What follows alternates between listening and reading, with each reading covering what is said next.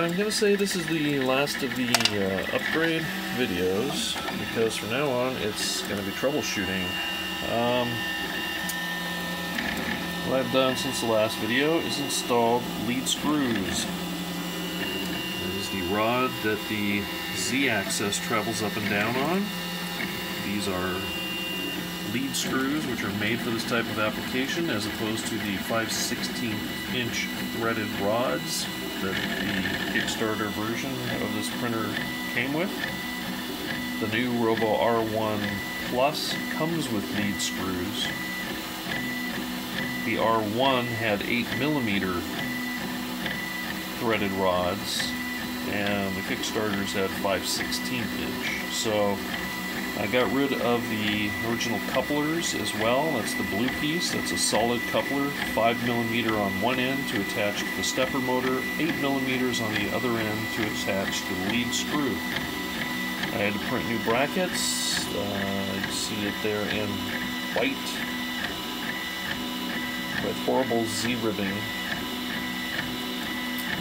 that holds the brass nut that came with the lead screw that travels up and down, and it holds the micro switch for the bed leveling. So that was the latest modification. What I am printing now is a fan bracket. This is a fan bracket for an 80mm fan. Problem I had with it, like a lot of stuff I print, is dimensional accuracy.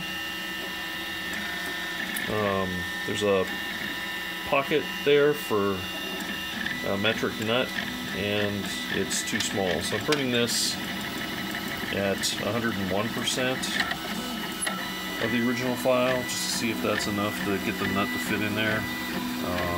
I can still use the other one, it's fine. It just bothers me that the nut doesn't fit perfectly in the hole.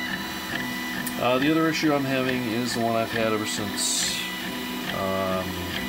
well, it might have been since I got the printer. I honestly can't remember now that I've done so many modifications. And that's that it's not laying down really nice layers. You can see discoloring in there. That is where the filament is not being laid down. There might be micro clog in the nozzle was suggested on the forums, so that perhaps there's a blockage to the filament coming out, and then it kind of works its way loose, and the filament comes out smooth, but that should all be a uniform color. But the areas that are discolored are where the material is not coming out smooth. That's my biggest problem right now, because when I print things, yeah, I'm not sure if it's going to be able to focus on the end of this.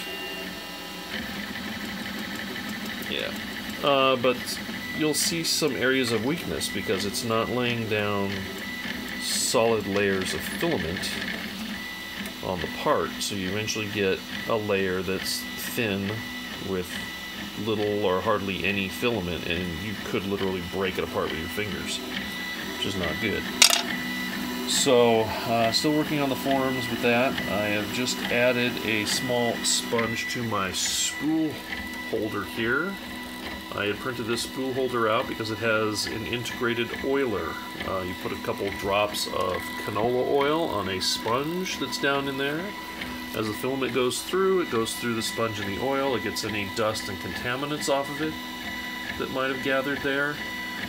And the oil also, when it gets to the hot brass nozzle, will burn off, making a coating like when you season a frying pan, to make it extra slick so the filament doesn't stick.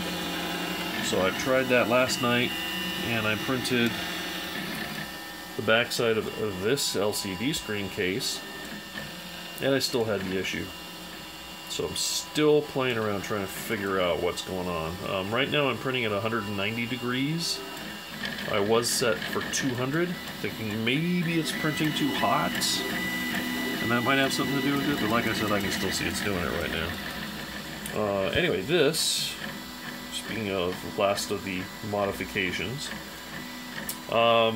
this LCD screen will take an SD card with your print file on it, plug it in, and using this, I need to print a little knob to turn that, That knob goes through menu items and let you print or preheat your hot end or whatever you want to do through this LCD without having a computer and software hooked up to it, which is really cool.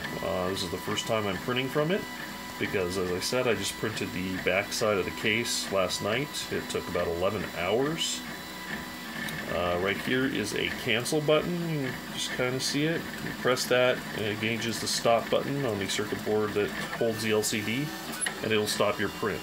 So because you're not using a printer, you got to have some way, if you see something go wrong, to immediately stop the printer, and that's how you do it. You just press on that button. There's also 4 holes up here for a speaker, because there's a little speaker that clicks on the circuit board there. On the front of the case I printed the other day. It has indentations with the Robo logo. Chipped the support material out of there and just painted with some black paint to get the logo in there. And yeah, it seems to be working okay. I did have a problem that's mentioned on some forums where the 2 ribbon cables that come out of the LCD board, they go through this case, through this foot, and then under the board and plug into the Arduino board, or the ramps board, I'm sorry, through an adapter. Well, the 2 ribbon cables, sometimes when you get these, they can be switched the way they made the ribbon cable. So at first I misunderstood that, and I thought that you just swap the 2 cables and that would fix the problem. Well, that's not it. The cables are physically made backwards. So what I did was I used an X-Acto knife. I cut the key that makes it plug only one way into the adapter board. I cut that off, so I was able to turn them around, plug them in backwards, and that actually got the thing up and working. So that was nice. It was something that came with the printer when I bought it, and had to order from China the little adapter board because it didn't come with it. Got the adapter board and then it didn't work, and then I read on the forums that sometimes they put the ribbon cables together backwards.